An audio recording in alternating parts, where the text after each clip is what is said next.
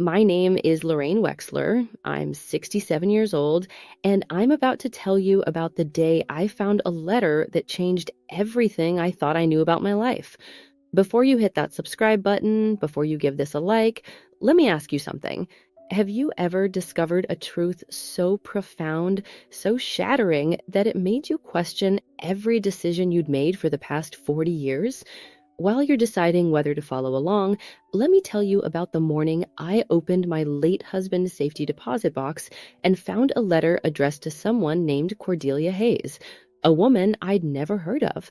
A letter dated 3 weeks before Gerald proposed to me in 1979. But here's what made my hands shake as I held that yellowed envelope. It was a love letter, and it had never been sent. Stay with me, because this isn't just a story about a secret.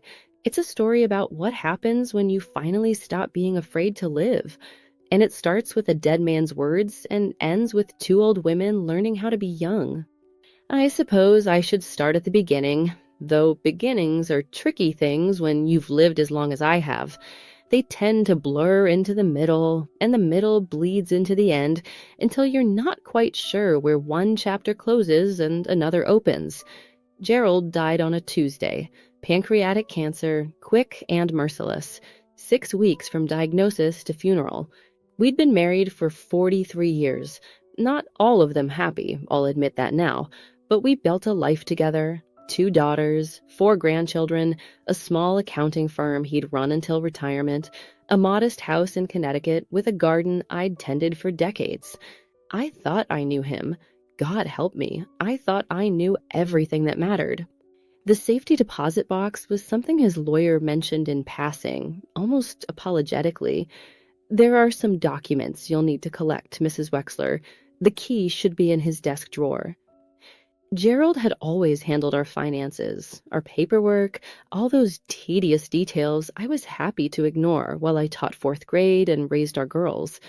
It seemed like such a small thing, going to the bank 3 months after his funeral when I'd finally found the energy to deal with the administrative aftermath of death.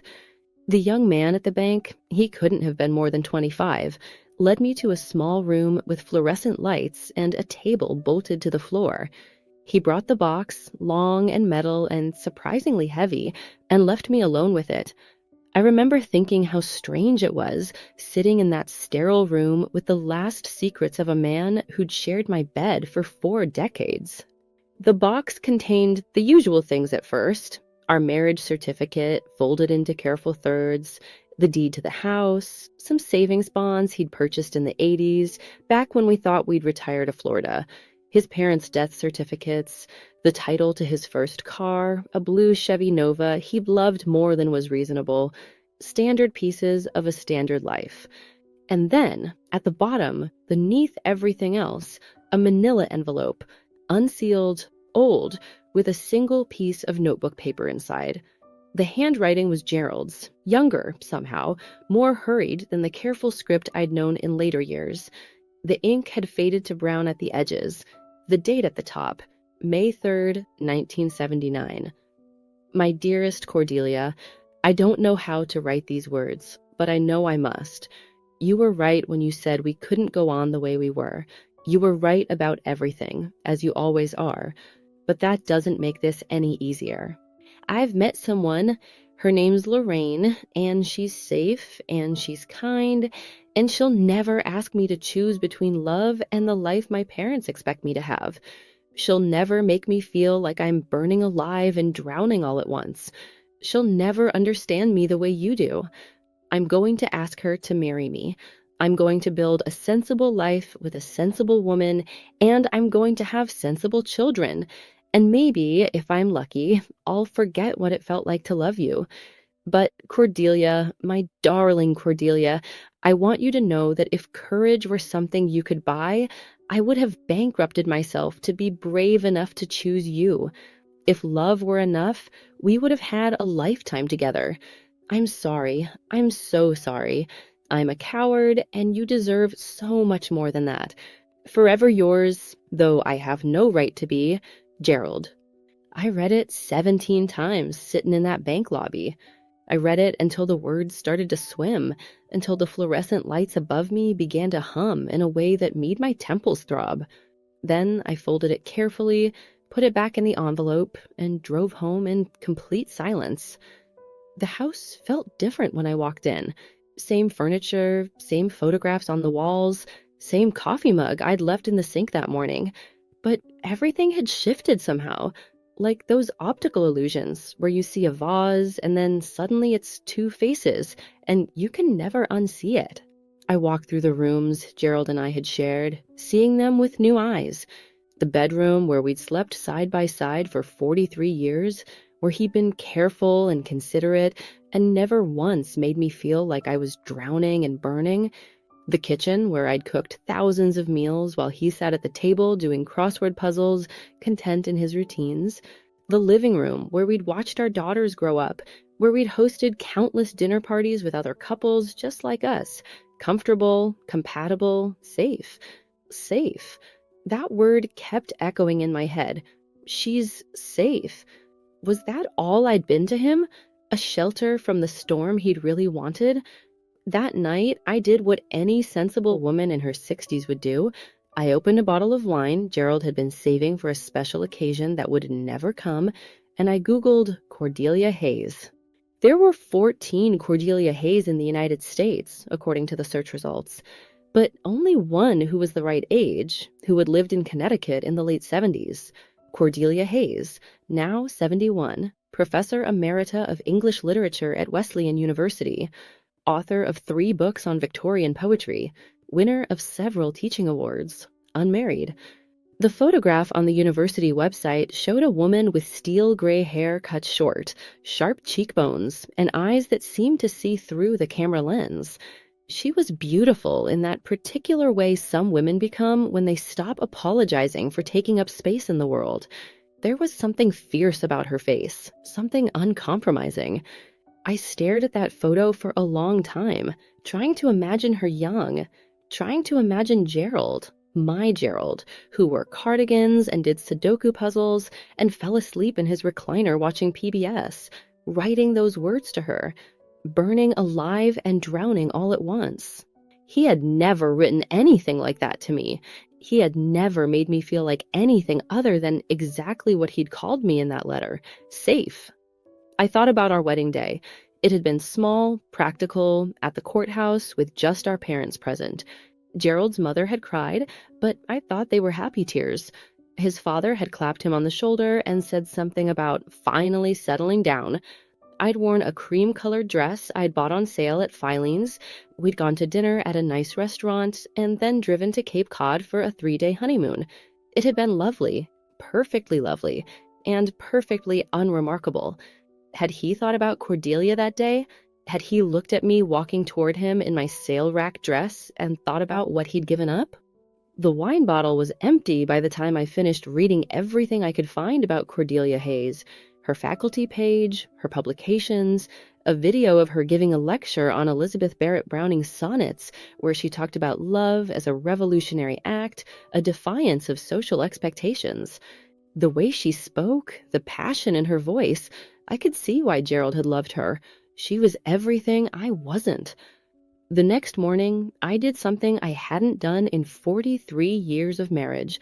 I called in sick to the substitute teaching roster, got in my car, and drove to Middletown. The English department was housed in one of those old New England buildings that look like they've been there since the Revolutionary War. Dark wood, tall windows, the smell of old books and floor polish. Students walked past me with backpacks and coffee cups, so young they looked like children playing dress-up. I felt ancient among them, invisible. A student at the front desk, a girl with purple hair and multiple nose rings, directed me to Cordelia's office with barely a glance up from her laptop. 3rd floor, end of the hall. Office hours are Tuesday and Thursday, but she's usually there anyway. I climbed the stairs slowly, my knees protesting each step. Gotta remember, I'm 67, not 27. The hallway was lined with bulletin boards covered in flyers, poetry readings, thesis defenses, calls for submissions to literary journals. I passed doors with nameplates, Prof. Whitmore, Prof. Jen, Prof. Rodriguez, and then Prof. C. Hayes. I stood outside that door for 5 full minutes before I knocked, maybe longer. Through the frosted glass, I could see the shadow of someone moving inside, the silhouette of bookshelves, the outline of a desk. I could hear music playing softly, something classical, piano. My hand was shaking when I finally raised it to knock. "Come in," she called, and I turned the handle. She was standing by the window, backlit by autumn sunlight, holding a coffee mug. When she turned and saw me, something flickered across her face. Recognition, maybe, though we'd never met. Or maybe just the acknowledgement of an interruption, a break in her routine. "Can I help you?" she asked. Her voice was deeper than I'd expected, rich and cultured. I'd rehearsed this moment in my head during the drive. I planned what I would say, how I would say it. But standing there in her office, surrounded by books and papers, and the accumulated evidence of a life lived so differently from mine, all my preparation fled. "My name is Lorraine Wexler," I said. "I was married to Gerald Wexler for 43 years. He died 3 months ago." The coffee mug slipped from her hand. It didn't shatter. It hit the carpet and bounced, spreading a dark stain across the industrial beige. But neither of us moved to pick it up. We just stood there, staring at each other across 20 feet of academic clutter and 4 decades of silence. The color had drained from her face. She reached out, one hand groping for the edge of her desk, and I thought for a moment she might fall. But she steadied herself, pressed her palm flat against the wood, and took a breath. "Oh," she said finally. It was barely a whisper. "Oh, God." "I found a letter," I continued, surprised by how steady my voice was. "He wrote it to you. He never sent it." She sank into her desk chair like someone had cut her strings. Her hands came up to cover her face, and for a long moment she didn't speak. When she finally dropped her hands, her eyes were wet. "May 3rd, she said, not a question, a confirmation. "Yes, that was the day I told him it was over. That was the day I said I couldn't—" She stopped, pressed her fingers against her lips.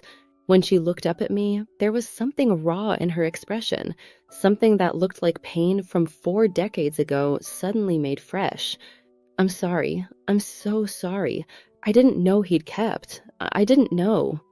I should have been angry.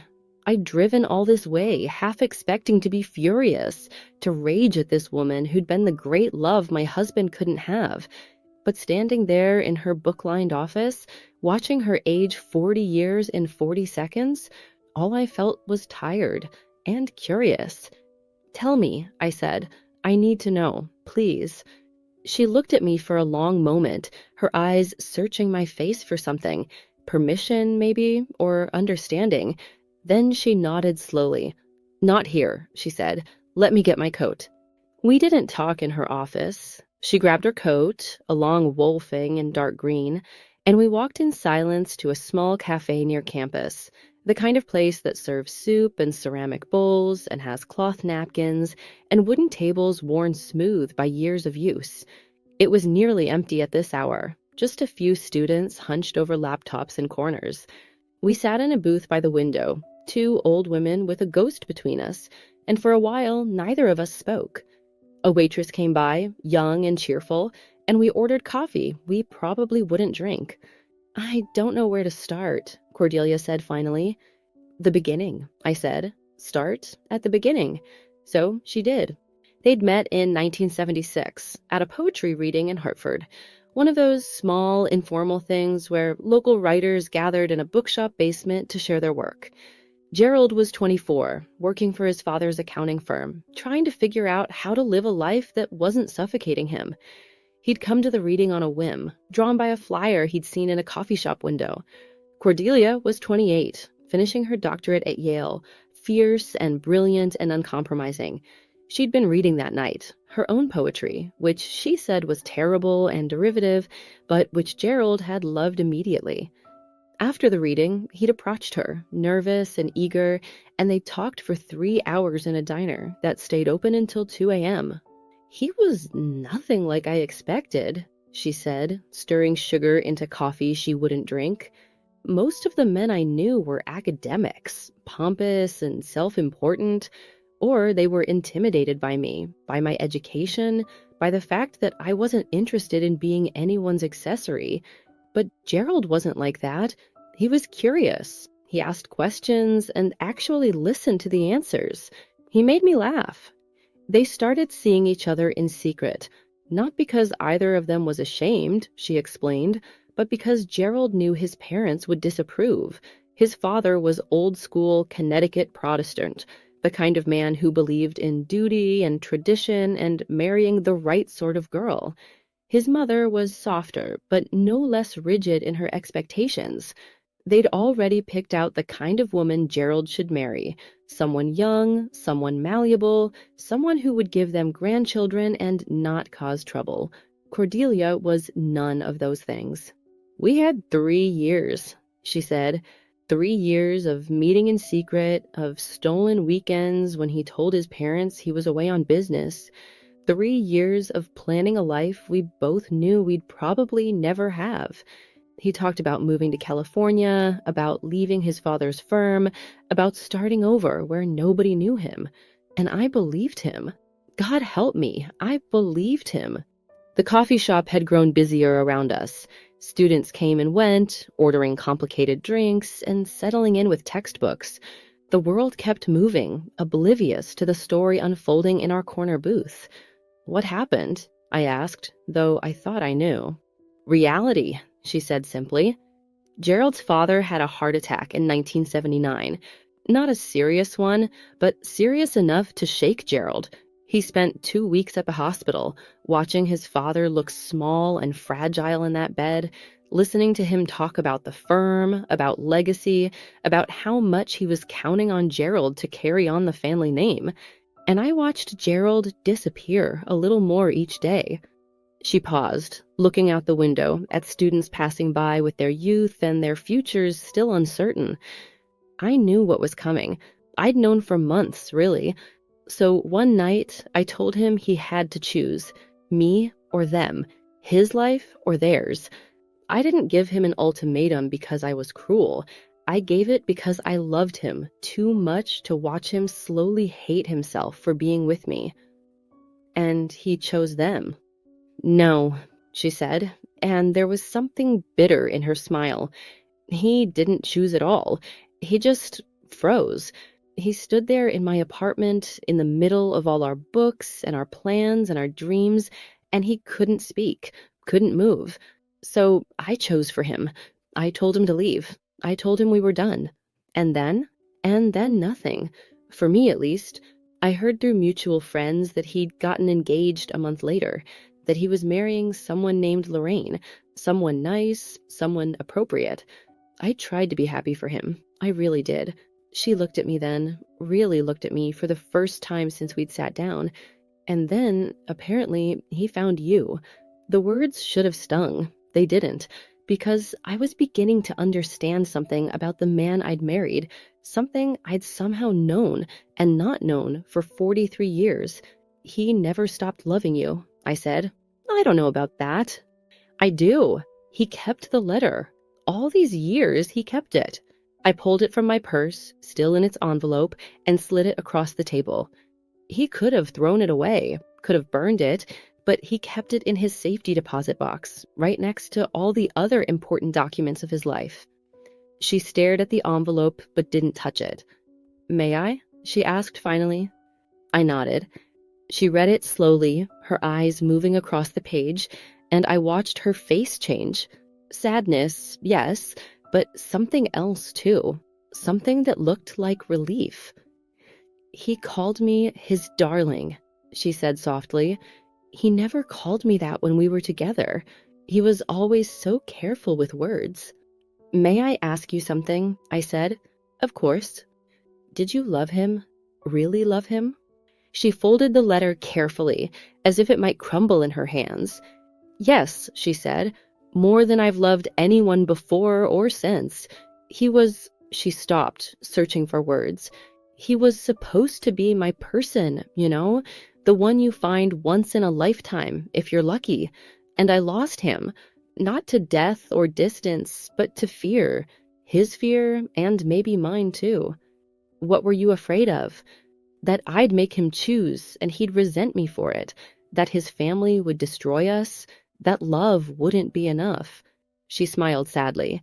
Turns out I was right about all of it.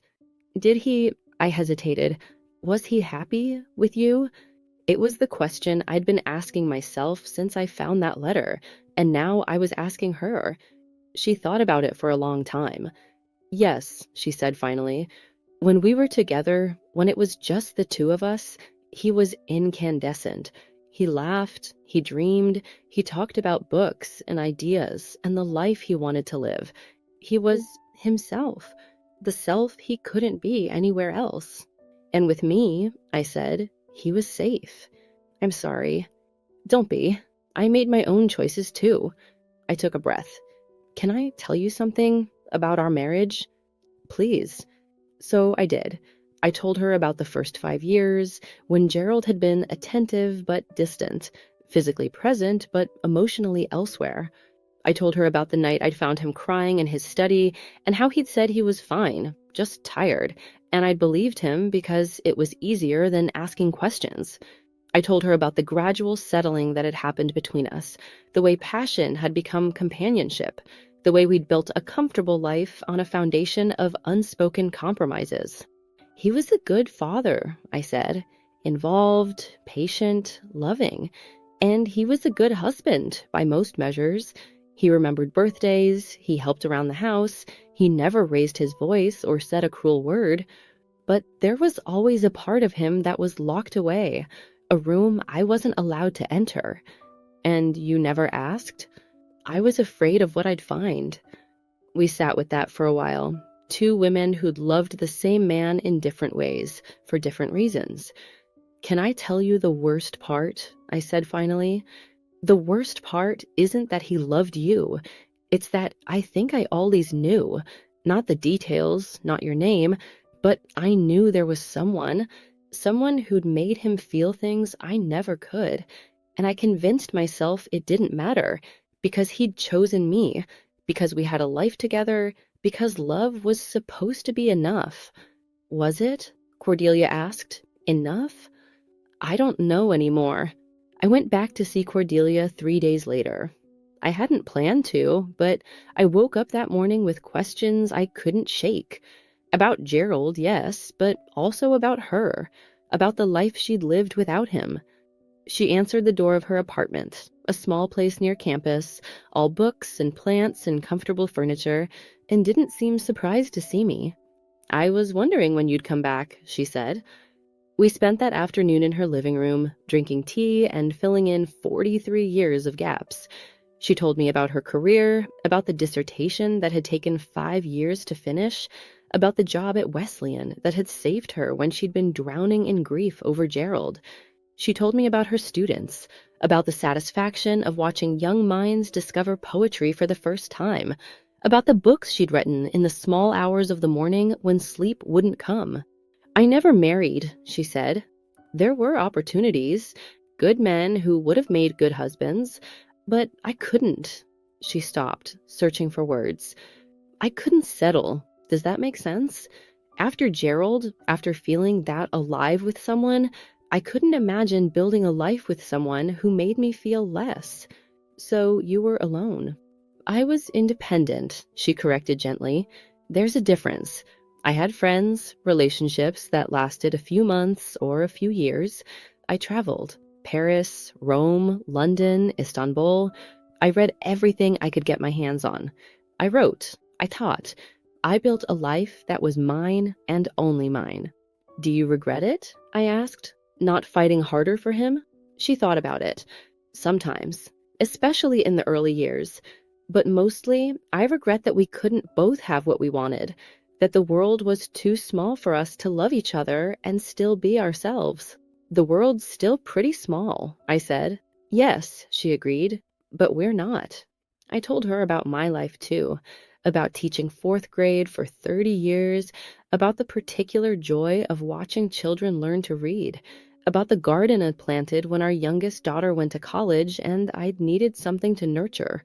I told her about our daughters, Melissa, who was a lawyer in Boston, and Claire, who taught high school English in Oregon, about the grandchildren who called me Nana and made me laugh.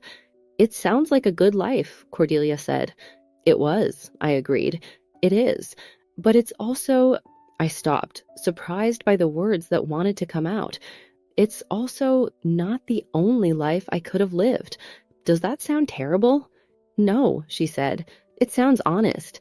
That visit stretched into dinner. Pasta she made from scratch, wine from a bottle she'd been saving, conversation that flowed as easily as if we'd known each other for years. And when I left, near midnight, she hugged me at the door.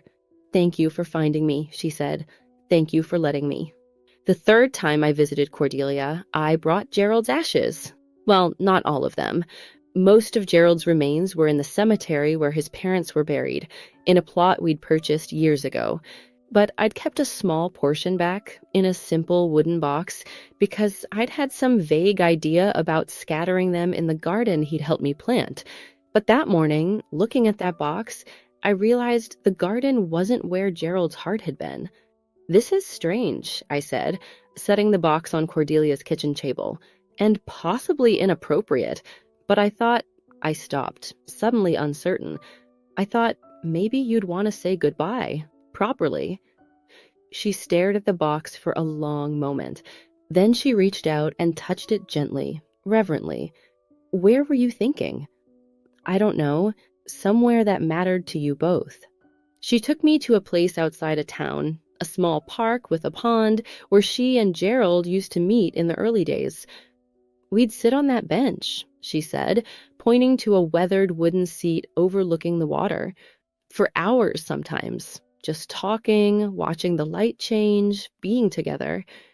We scattered his ashes there, in the water where they'd once been happy, and we stood in silence. Two old women with a shared past neither of us had chosen, but both of us were learning to accept. Do you think he'd be happy we found each other? Cordelia asked. I thought about the man who'd written that letter, the boy who'd wanted to be brave enough to choose love. I think he'd be proud, I said. I think he'd want this for us, for himself too, if he'd had the courage. It's not too late for us, is it? She asked. I looked at her, this brilliant, complicated woman I'd found by accident, this person I might have hated, but chose to know instead, and I smiled. No, I said, it's not too late. It's never too late. That was 8 months ago, 8 months that have changed my life in ways I'm still discovering. I sold the house in Connecticut, the one Gerald and I had lived in for 40 years, with its garden and its memories and its ghosts. I donated most of the furniture, kept the things that mattered, photographs, books, my grandmother's china, and moved into a smaller place. Not in Middletown, exactly, but close enough that Cordelia and I can see each other whenever we want, which, it turns out, is most days. We have dinner together 3 or 4 times a week now, sometimes at her place, sometimes at mine, sometimes at the little Italian restaurant halfway between us that makes the kind of pasta that spoils you for anything else. We go to poetry readings and art galleries and matinee movies at the old theater that shows classic films on Tuesday afternoons. We take long walks along the river, talking about everything and nothing. And slowly, carefully, we've built something neither of us expected, a life together. Not a romance. We're both too old and too set in our ways for that. But a partnership of sorts. A friendship that's deeper than most marriages. 2 women who loved the same man and who are learning to love the life that came after him. Cordelia edits my writing. I've started putting down stories from my years in the classroom, and she's helped me submit them to literary magazines. 3 have been published so far, and the first one made me cry when I saw it in print.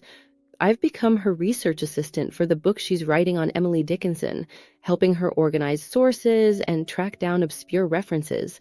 We complement each other in ways I never would have expected, but it's more than that. Cordelia has taught me to be brave, to say yes to things that scare me, to stop apologizing for taking up space. Last month, I signed up for an art class and discovered I'm actually decent at watercolors. I let my hair go completely white instead of dyeing it the mousy brown I'd maintained for 40 years. I bought a red coat, bright and ridiculous and wonderful. I started saying no to things I didn't want to do, babysitting my grandchildren when I had other plans, attending events out of obligation, pretending to be interested in things that bored me. And I've taught Cordelia to be soft, to let people in, to accept help without seeing it as weakness. She'd been alone for so long that she'd built walls I don't think she even knew were there. But slowly, carefully, she's learning to lower them. She lets me see her cry. She asks for advice. She admits when she's lonely or scared or uncertain. We're making each other whole in ways Gerald never could for either of us. My daughters don't understand it, Melissa especially.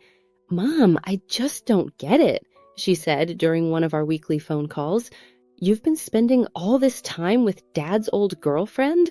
Doesn't that seem weird?" "Ex-girlfriend," I corrected, "from before your father and I met. And no, it doesn't seem weird. It seems necessary." "But why? What could you possibly have to talk about?"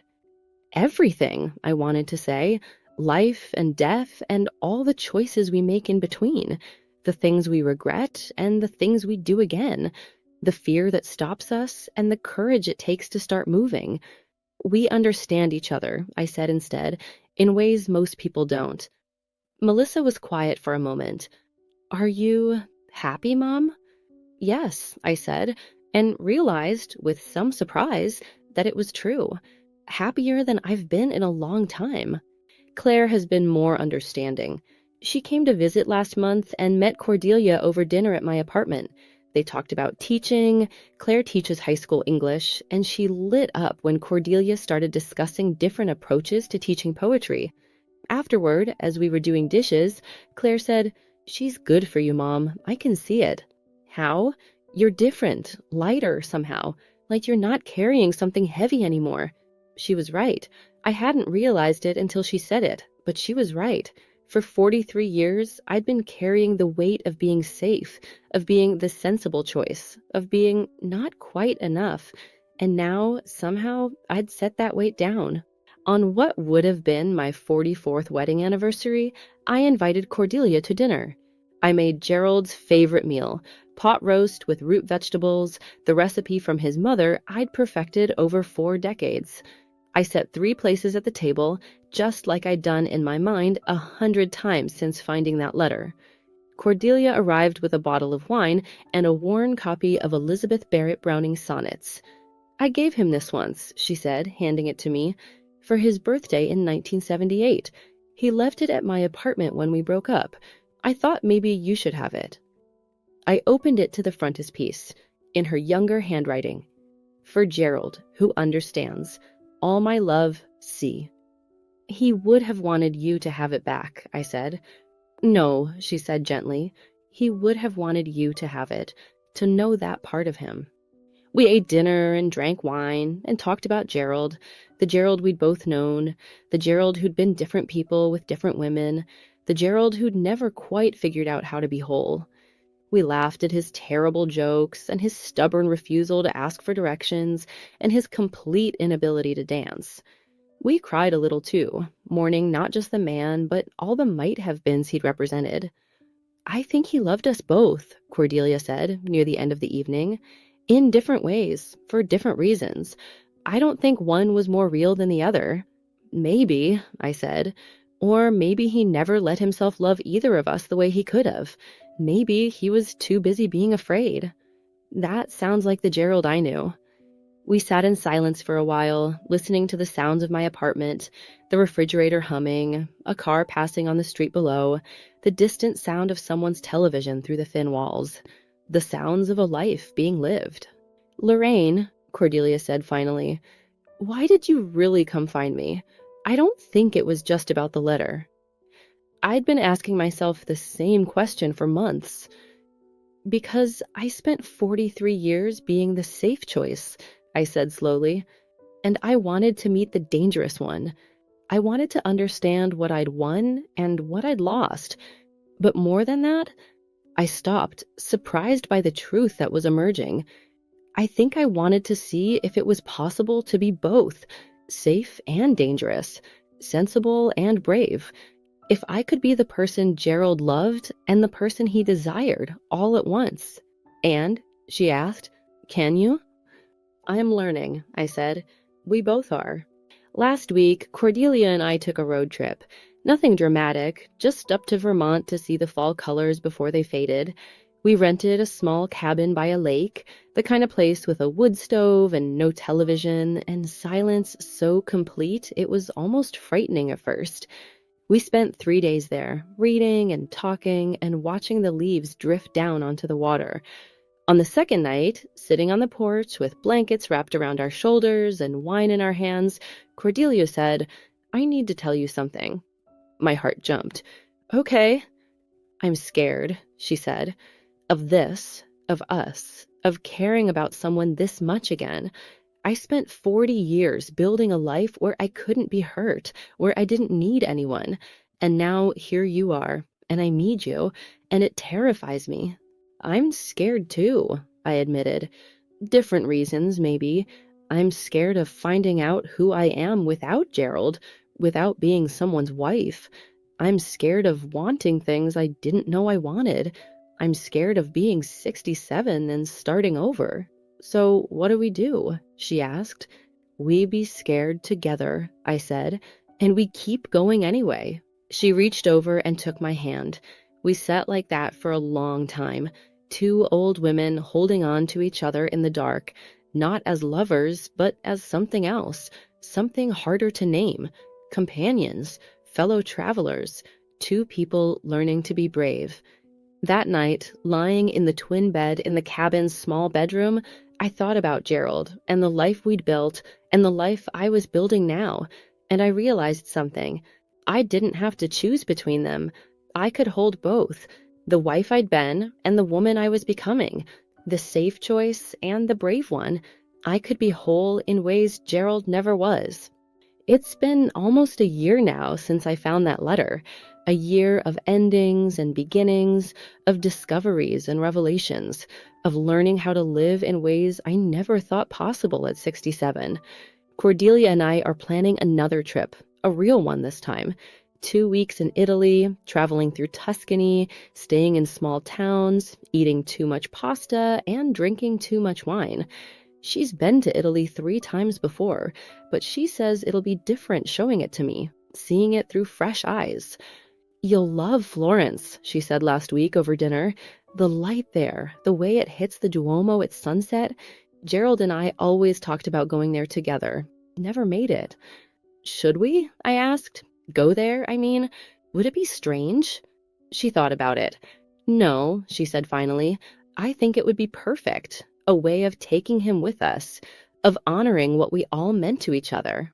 So we're going. In the spring, when the weather is mild and the tourists are fewer.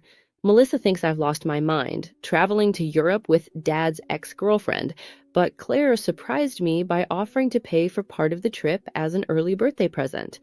Mom, she said when she sent the check, I've never seen you this alive. Whatever this is with Cordelia, whatever you're finding, don't let it go. Life's too short. She's right. Life is too short, and too long to spend it being only half of who you could be. There's something else I need to tell you. Something that happened last month that changed things again, pushed them forward in a way I didn't expect. I was diagnosed with atrial fibrillation. Nothing immediately life-threatening, but serious enough that my doctor sat me down and talked about lifestyle changes, about medication, about the reality that at 67, our bodies start sending us reminders that we're not immortal. I was shaken, more than I expected to be. I'd watched Gerald die, watched cancer eat away at him until there was nothing left but bones and pain and morphine dreams. I'd thought I'd made peace with mortality, but sitting in that sterile exam room, listening to my doctor talk about heart rhythms and blood thinners, I realized I wasn't ready. Not yet. I called Cordelia from the parking lot, and she came immediately, drove 40 minutes to sit with me in my car while I cried, while I raged against time and bodies and the unfairness of finally learning how to live just when life starts running out. I'm angry, I told her. I wasted so much time being safe, being comfortable, being half asleep. And now, my voice broke. Now I'm finally awake and my body's telling me it's too late. It's not too late, she said fiercely. Lorraine, listen to me. You could have 20 more years, 30 if you're lucky. That's not nothing. That's a lifetime. Or I could have 5. Then we make them count. She took my hands, held them tight. We make every single day count. That night, she stayed at my apartment. We didn't sleep much, just talked, the way we do, about everything and nothing, about fear and courage and the things we still want to do, about dreams deferred and dreams discovered, about how strange it is to be this age, old enough to know better, but young enough to keep trying. I have a confession, Cordelia said around 3 in the morning when the world outside was quiet and dark. When you first showed up at my office, when you told me about Gerald, part of me was angry. Not at you, but at him, for choosing safety over love, for being a coward, for wasting his whole life being afraid. And now I understand. Fear it's so powerful. It makes us do things that don't make sense, that hurt us, that steal years we can never get back. Gerald was afraid, and he let that fear run his life. But at least he had the sense to love 2 extraordinary women, even if he never figured out how to do it right. I laughed, surprising myself. Is that what we are? Extraordinary? Yes, she said simply. We are. You especially. Do you know how brave you were coming to find me? How extraordinary it is that you chose to know the truth, even when it might destroy everything you believed about your marriage? I didn't feel brave. I felt desperate. Bravery and desperation look the same sometimes. We were quiet for a while. Then I said, I don't want to waste any more time, Cordelia. Whatever time I have left, I want it to matter. I want to live it, really live it, not just survive it. Then let's make a pact, she said. Let's promise each other that we'll say yes to things that scare us, that we'll take risks, that we'll squeeze every drop of life out of however many years we have. Even if it's foolish? Especially if it's foolish. We've been sensible long enough. So we shook on it, 2 old women making promises in the dark, and I felt something shift inside me, something fundamental. Fear was still there, it always would be, but it didn't own me anymore. The Italy trip became our touchstone after that. Every time one of us felt afraid or uncertain, the other would say, remember Italy. And it meant, remember we're living now. Remember we don't have time to waste. But we did other things too, smaller things that mattered just as much. Cordelia signed up for a pottery class, something she'd always wanted to try but had convinced herself she was too old for. She was terrible at it. Her bowls came out lopsided and her vases collapsed in the kiln. But she laughed about it in a way I'd never seen her laugh before, free and young and delighted by her own incompetence. I started singing again. I'd been in choir in high school and college, but I'd stopped after marrying Gerald. He'd never explicitly said anything, but I'd sensed his discomfort with it, with me performing, being seen. So I'd quit, and I'd told myself it didn't matter. But it did matter. I joined a community chorus that rehearsed Tuesday evenings at the Unitarian Church. Most of the members were my age or older, retired teachers and accountants and nurses who still loved music. We sang everything, spirituals and show tunes and classical pieces that challenged us. And standing there in the choir, feeling my voice blend with 30 others, I felt something I hadn't felt in decades, pure joy. Cordelia came to our first concert. I spotted her in the audience, 3rd row center, and when I caught her eye, she smiled at me in a way that made my heart skip. After the performance, she brought me flowers, white roses and purple irises, and said, "You were magnificent." "I missed half my entrances," I protested, laughing. "You were still magnificent." We celebrated at the Italian restaurant. the one that had become our place. Over linguine and wine, Cordelia said, "I need to tell you something." My stomach dropped. "Okay, I love you," she said. Not romantically, though maybe there's some of that too. I don't know. But I love you. You've become the most important person in my life, and I needed you to know that. I couldn't speak for a moment. When I found my voice, I said, "I love you too." I didn't know I could love someone like this at 67. Didn't know it was possible to find a person who makes you want to be braver and softer and more yourself all at once. "So what do we call this?" she asked. "This thing between us? Does it need a name?" "No," she said, smiling. "I suppose it doesn't." But later, lying in bed in my apartment, I thought about her question. What were we? Not lovers, though there was intimacy between us. Not just friends, though friendship was part of it. Not family, though we'd become as necessary to each other as family. We were something else, something new. Two women building a life from the rubble of the lives they'd lost. Maybe that was enough. January brought snow and cold and the kind of gray days that make you want to hibernate. But Cordelia and I refused to let winter slow us down. We went cross-country skiing at a state park, both of us terrible at it, both of us falling more than gliding, both of us laughing until our sides hurt. We took a cooking class together, learning to make Thai food from a tiny woman who scolded us for cutting our vegetables wrong. We went to a lecture series on climate change and argued about solutions all the way home. We started a book club, just the two of us, reading novels we'd always meant to get to and meeting every Sunday to discuss them. And in the quiet moments, the mornings when I'd wake up and text her good morning, the evenings when she'd call just to hear my voice, the afternoons when we'd sit in comfortable silence in her apartment or mine, I realized something. I was building the life I should have been living all along. Not instead of my life with Gerald. That was real too, and it mattered. My daughters, my grandchildren, my 30 years of teaching, none of that was wasted. But this, what I had now, was different. It was mine in a way nothing else had been. I was choosing it. Every day I was choosing it.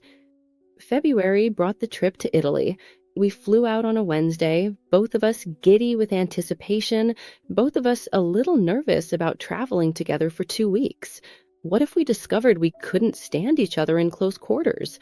What if this beautiful friendship fell apart under the pressure of shared hotel rooms and delayed trains and jet lag? But it didn't. Italy was everything Cordelia had promised and more. We stayed in Florence for 5 days, wandering through the Uffizi Gallery, standing in line for hours to see the David, eating gelato by the Arno River as the sun set. We took a cooking class in Tuscany, learning to make fresh pasta from a grandmother who spoke no English but communicated perfectly through gestures and laughter. We stayed in small towns with names I couldn't pronounce, in bed and breakfasts run by families who welcomed us like we were old friends.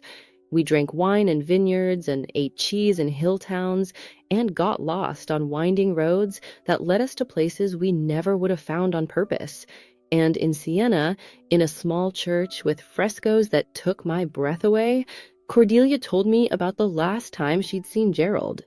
It was 1985, she said. We were sitting in a pew in the back, speaking in whispers the way you do in sacred spaces. 6 years after we'd broken up, I was at a conference in Hartford, and I saw him across the room. He looked older, tired. Happy, maybe, but tired. Did you talk to him? For about 5 minutes. He told me he was married, that he had 2 daughters, that he was doing well. I told him about my teaching, my book. It was all very polite, very surface. But right before we said goodbye, he grabbed my hand and said, "I think about you all the time. I need you to know that." What did you say? I said, "I know. I think about you too." And then I walked away, and I never saw him again. She was crying quietly, and I put my arm around her. "I'm sorry," I said. "Don't be. I'm grateful, actually. Grateful that he told me. Grateful that I got to carry that knowledge with me all these years, that what we had was real, that it mattered, that he didn't forget. And now, I asked, now I'm grateful for you, for this, for getting a second chance at love, even if it looks nothing like I expected. She turned to me, her eyes still wet. Thank you for finding me, Lorraine.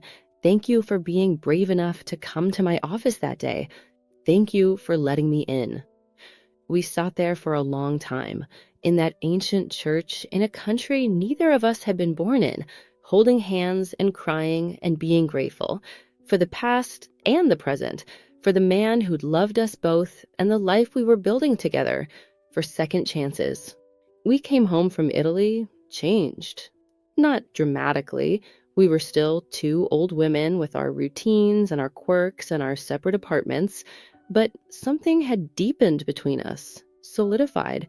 We'd proven we could travel together, could be together for days on end without needing space or relief, could be partners in the fullest sense of the word. I've been thinking, Cordelia said a week after we got back. We were at my place, cooking dinner together, moving around the small kitchen in a rhythm we'd developed over months. About living together. Not right away, she added quickly, but eventually. Why are we paying for 2 apartments when we spend every day together anyway? My heart jumped. Are you serious? I think so. If you are. She stopped chopping vegetables and turned to me. I know it's fast. I know we're supposed to be independent women who don't need anyone, but the truth is, I don't want to be independent anymore. I want to be with you. I want to wake up and have you be there. I want to build a home together, have a life together, whatever that looks like at our age. I thought about it, about what it would mean to give up my apartment, my space, my carefully constructed independence, about combining our books and our furniture and our habits, about the risk of it, the vulnerability. And then I thought about Italy, about saying yes to things that scare us, about squeezing every drop of life out of however many years we have. Yes, I said, let's do it.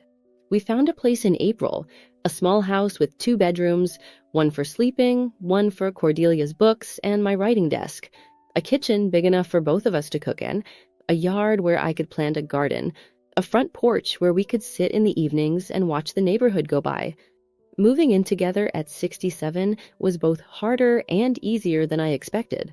Harder because we both had decades of accumulated stuff, of routines we'd built living alone.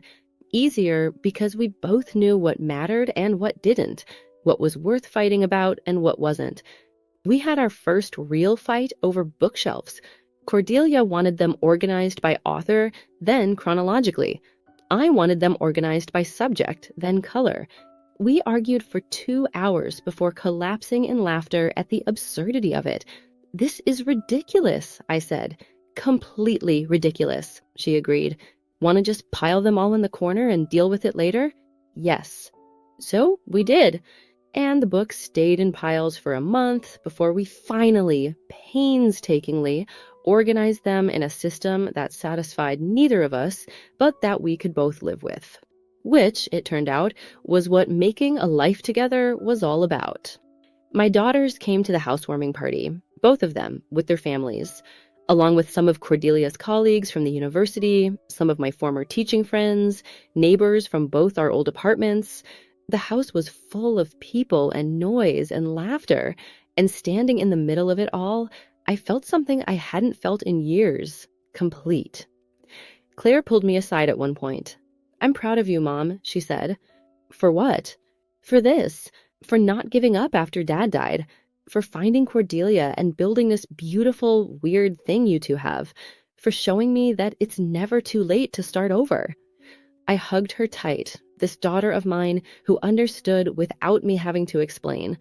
Later, after everyone had gone home and Cordelia and I were cleaning up, she said, that was perfect.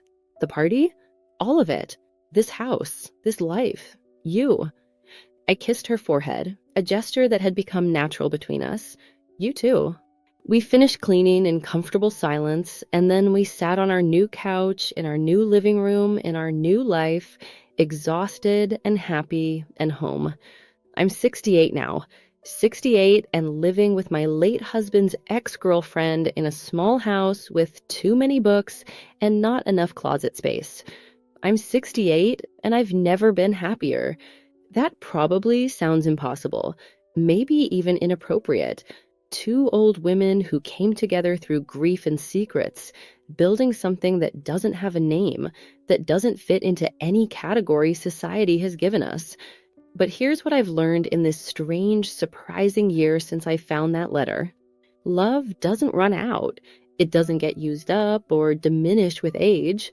If anything, it grows. Deeper, richer, more textured with experience and loss and second chances. The love I had for Gerald was real. The love Cordelia had for him was real. And the love we have for each other now is just as real, even though it looks nothing like what either of us expected. Life doesn't stop at 60 or 70 or 80. It changes, yes. Bodies slow down, futures get shorter, possibilities narrow. But possibilities don't disappear.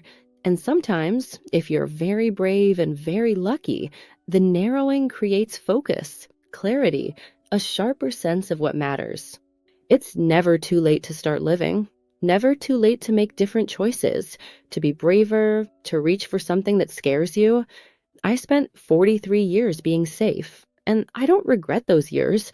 They gave me my daughters, my career, a life that was good by any reasonable measure. But I also don't regret leaving that safety behind. I don't regret finding Cordelia, moving in together, building this unexpected life. Because here's the truth Gerald never figured out. The truth it took me 67 years to learn. You can be safe and brave at the same time. You can honor the past and embrace the future. You can love what was and also love what is. You don't have to choose between burning alive and drowning, between passion and peace. You can have both. You can be both. You just have to be willing to try. Last week, Cordelia and I were working in the garden. Spring had come early, and we were planting tomatoes and basil and the wildflowers I can never remember the names of. We worked in the same companionable silence we'd developed over the past year, handing each other tools without asking, anticipating each other's needs. "Lorraine," she said suddenly, "do you ever regret it, finding me?" I sat back on my heels, surprised. "Never. Why?" "Because your life was simpler before. Because now you have to deal with me and my books and my opinions and my midnight existential crises. And you have to deal with my obsessive gardening and my need to organize everything and my tendency to cry at commercials." Fair point. Cordelia. I waited until she looked at me.